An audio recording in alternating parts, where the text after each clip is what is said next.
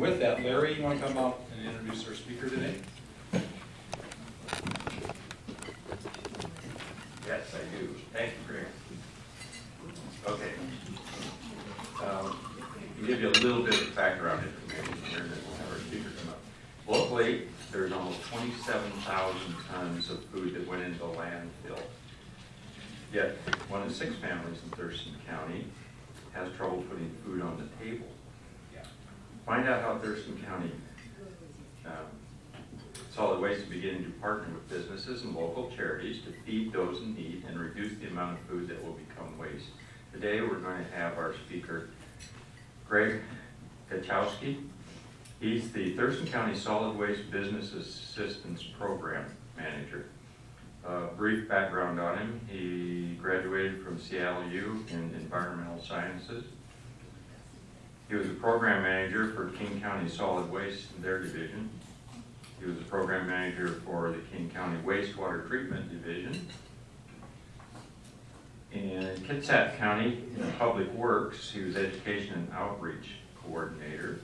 And in the city of Seattle, he was in the Solid Waste Department, the Information Specialist. So we're going to find out some of the programs that they're coming up with to try and cut down on the waste that's going into the local landfill. So let's welcome Greg Gachowsky.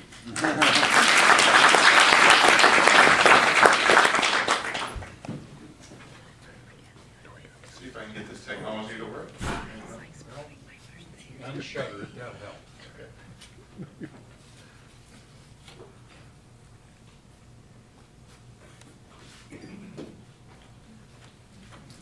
Okay, before I talk about waste and food, which is relevant right now for lunch, first thing I want to say is thank you to the Rotaries. I'm an avid cyclist. I'm also an outdoorsman. So the Chehalis Western Trail is a big gem for me. I'm new to the area. I moved from Seattle about I've been in Seattle for about 15 years. I moved here in April, so still very new. So the Chehalis Western Trail is a big deal to me. I recently cycled from Olympia down to Chehalis into the Walla Hills. First portion of that route was the Chehalis Western Trail. So the improvements that the Rotary Club is making, thank you very much. Really appreciate that. It's good to see. We don't have stuff like that. We didn't have stuff like that in Seattle, so thank you. Really appreciate that. So putting on my other hat, dealing with business waste prevention. The reason why Thurston County has a business waste specialist, can anybody guess? Well, actually businesses do generate a little bit of waste. They're actually the single largest contributor to waste. That being combined with single family units, multi-family units, as well as self-haul and the drop boxes out in the rural areas. Businesses do generate a lot of waste. Most of it's actually recyclable. So what I'm doing is going into businesses large and small, as well as schools, trying to see if I can make an impact. Hopefully for the better. Try to speak to a business's bottom line if possible before we enact any kind of program. But the single largest item that we're seeing going to the landfill now is food. It's kind of an amazing thing too. 19% is what our last studies showed. So 19% of what businesses throw away, 1 in 5 objects that's going to the garbage, is actually food right now. So it's kind of a big deal. So in our division, we're putting food first, as we say. Why is this a big deal in the United States right now? Well, look at the average family, about $130 a month into our pocketbooks. So it's like going to the grocery store now, taking 4 of your bags, and just leaving one of them in the parking lot. 25% of our food in an average household is being thrown away. It's about 20 pounds a month, and it's also about a 50% increase in the 1970s. There's a lot of things that are leading to this. But when you consider 1 in 6 families is having a hard time putting food on the table, this is an odd issue, I will say. Not only that, but when food goes into the landfill, it doesn't decompose like it normally would. We were just throwing apple core in the forest. When it decomposes in a landfill, it generates a lot of methane gas, which is 20 times more potent than carbon in our atmosphere. So this is kind of a big deal. Not only that, but think about this. When we throw away food, we're not just throwing away that food. We're throwing away the water, the fertilizer, all the resources that went in behind that food getting to our table. Not only that, but the labor, the distribution, and everything else that went in just getting that food to where it was, whether it is from a restaurant or is from our homes, from our refrigerators. So there's a lot behind the scenes that's going on with this. What we're doing, we have a residential outreach campaign, trying to save folks some money, trying to save them from the message that I got as a kid growing up. You know, there's starving kids all over this world. Why don't you finish your vegetables? My answer at the time was, well, if I could nail in this broccoli, I would. Personally, I love broccoli now. But maybe you've seen us, maybe you've heard of us doing the Waste Less Food campaign. We're on TV, we're on the radio, online, various places. Had the luxury of going out to several events. The Mushroom Festival was the most recent one I did. Everybody coming up, thank you so much for telling me this information. Appreciate it. It's awesome. It's good. I love it. But it's still hard to do.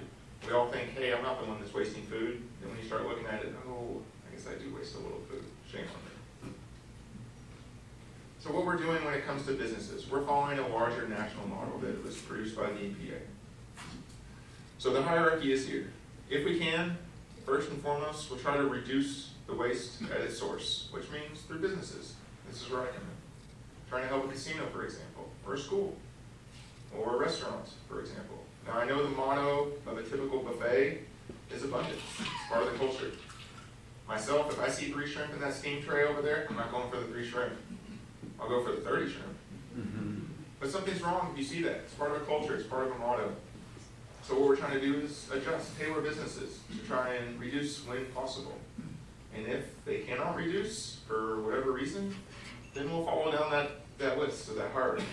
Next one will be feeding hungry people. Again, 1 in 6 folks. The numbers are also showing, the further south you go into the county, it's 1 in 5 households. That's above the national average. It's pretty astounding numbers right there. 1 in 5 households in the southern portion of the county has trouble putting food on the table. So when we've already created this food, we can't reduce it to begin with. We're trying to feed hungry people. That's what it's been, created for, essentially. Secondly, we'll feed animals. I personally work out on a farm here too in the Nisqually Valley. I like feeding animals, it's a fun thing. But it doesn't always happen. If we can, we'll try and feed it. I know there's a big operation outside of Las Vegas that takes all the food from the casinos in the Vegas area, steams it, cures it basically, makes it sterile so doesn't have any pathogens, and then feeds it to pigs. Not a bad idea. I like pork and bacon last time I checked. Second thing that we'll do, use it for industrial purposes. This is quite uncommon. There's not a whole lot of examples into this. The latest one that I've seen is a group that's out of Seattle, some former Amazon.com folks, turning actual food waste, emulsifying it and purifying it into a fertilizer, an organic fertilizer. Pretty crazy technology. This is pretty cutting edge, but it's not too common. One of the last ones is composting, which everybody, I'm sure, is familiar with. When we can, we try and do that because then we can take that compost, place it back into the environment in somewhat of a closed loop. Then the last one, which is the lowest on the list, is going to the landfill. So this is the model that we're following. So getting into the programs that we'll be working with, we're trying to feed hungry people, and I'll get into that now. And I didn't realize when I got this call to do a speech today that I would be actually speaking to some of my target audience today. Tasha, you've really shown that example, so I appreciate that. So, can a business donate? Absolutely they can. There's a big myth out there that they can't because they'll be held liable. The business handles the food in the same safe manner that they would for their customers. They're actually immune from liability. The Good Samaritan Act, the Emerson Good Samaritan Act, prevents that from happening. And contrary to popular belief, the homeless population does not have a bunch of high-powered attorneys standing by ready to go after businesses for the donations. So part of what I do is demystify that. Let businesses know you can actually donate the food that's left over. You can see the bottom point there too is it's by far cheaper to donate than it is to dispose. Out of all the mechanisms to get rid of waste, be it recycling, composting, or going to the landfill, landfilling is by far the most expensive. Our program first started as a restaurant rescue program, and it was a partnership between businesses, local government, nonprofits, as well as the community too. And we started with the Thurston County Food Bank, which is a blessing to have in our area. I've never worked with such a well-oiled, well-organized group of individuals in this arena before in my life. You can see that's a surplus county truck that we let them use. We're actually retrofitting it now, hopefully to provide refrigeration. What we would do is work with a few target businesses that are interested in this.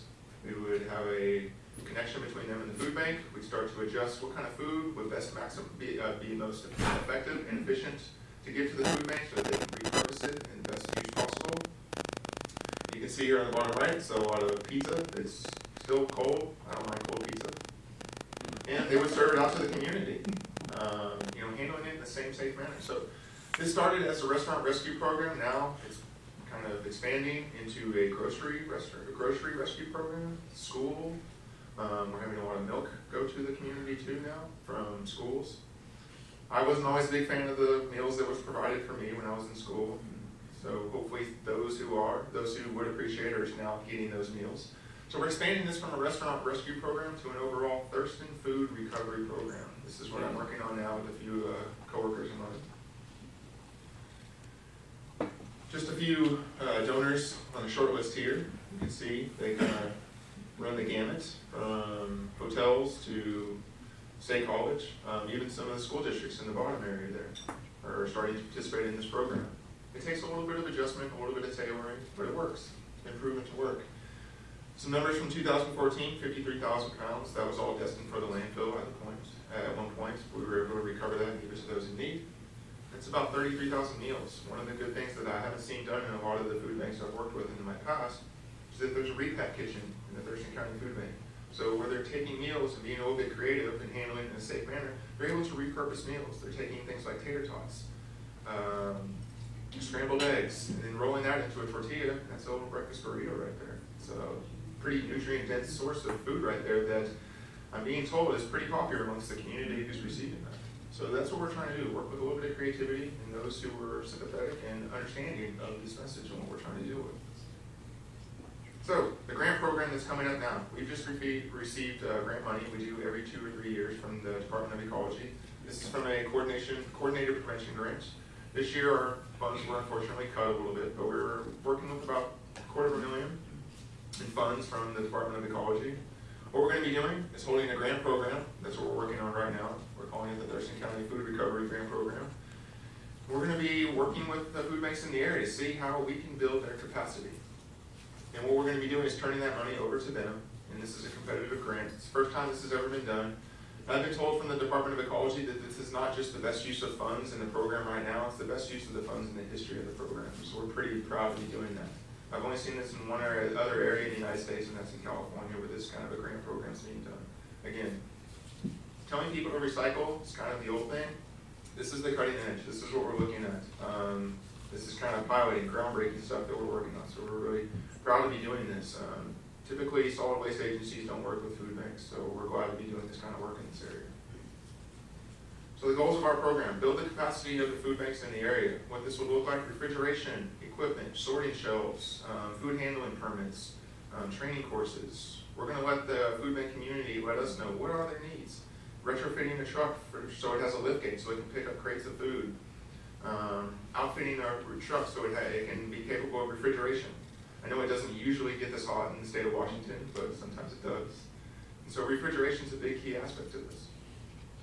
Second part of it is going to be outreach to businesses, letting them know, like I just mentioned, they can donate. There's reasons why they should donate. Be prevented from liability.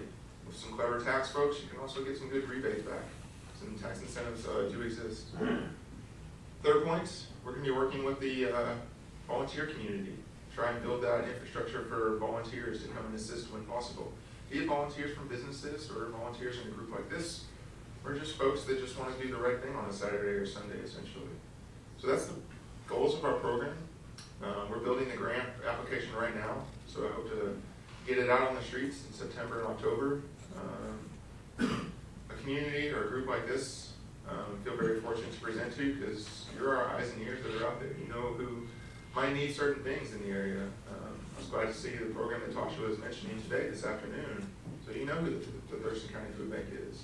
So I kind of challenge you as people of the community, business leaders, as well as those working with nonprofits, let us know who needs that stuff out there. We're not that, keen. We don't know a lot of the food banks that are out there. This isn't a group that we frequently work with. So we need to know who's out there, what they need, have them submit an application to us, and we'll see how we can help them. Our goal is to make that 19% of food waste from businesses hopefully go down to single digits at least in the next 2 or 3 years. So again, thank you for your time. Appreciate coming here. With this, if there's any questions, feel free. Seattle is starting to fine people for putting organic waste in the garbage cans. Is that a program that's been done? Is that anywhere else in the country? Is that something that would be considered here in Thurston County? No, that's not something that's going to be considered here. I've seen that done in more. How about a round of applause for that? That's been done in other intense urban areas. That's not something that's going to be offered here. Gosh, we haven't even thought about something like that. Has it been shown to be effective other places? Or? Not to my knowledge. I think in New York City, possibly. The problem with putting food into a landfill from a logistical standpoint is the heaviest thing that you could throw away. So there's a lot of logistical constraints when you're working with a lot of food going into a landfill. Not only that, but the vectors that come around, the rodents, the smells. Last summer I went to Chinatown in New York City. I got some memories of Chinatown in New York City. Besides the wonderful food, it didn't smell that great because there's a lot of food waste sitting out on the side of the streets right now. So that's part of their goal is to inspect. I also don't want to turn garbage men into police. It's not a very popular topic. Yes? Any chance of curbside composting here? I know that's something that they do, they curbside compost in Seattle and in some other more urban areas, but Well, is there a chance that that would be offered? in parts of the county right now, organics pickup service is offered via business or from residential level. Or expanding that maybe? Yeah, I'm trying to think of what area are you referring to? So I'm in unincorporated Thurston County. Yeah. We're hoping to expand that, yeah, we're working with LeMay to hopefully expand that into the future. I know that's can be challenging, especially with every other week pickups, so that's something we're definitely looking into. Good question. Yes, sir. How does Thurston County rate with the rest of the counties? As far as With growth? with growth, see, recently I took a look at that. I think we're right just barely under as far as growth in population of the state average right now. As you get into the southern end of the county, those areas, some of the townships down there are expanding, some like Lakota has not. I don't think we're going to receive the influx of, let's say, northeast King County, like what they're getting, which is driving the state average really high right now. We also don't have the big .com boom like they do up there, so that's part of it. Any other questions? Okay. Thank you again for your time.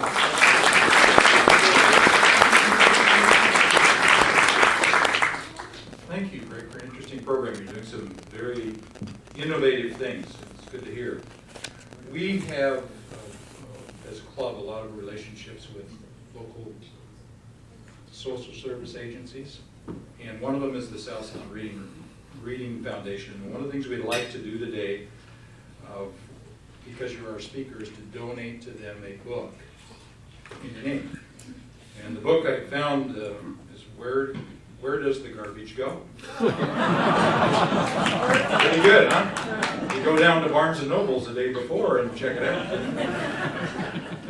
So if you wouldn't mind signing this, we'd send that over to some youngster who will really enjoy that. Thank you very much. Then Kathy, you want to work your way up, please?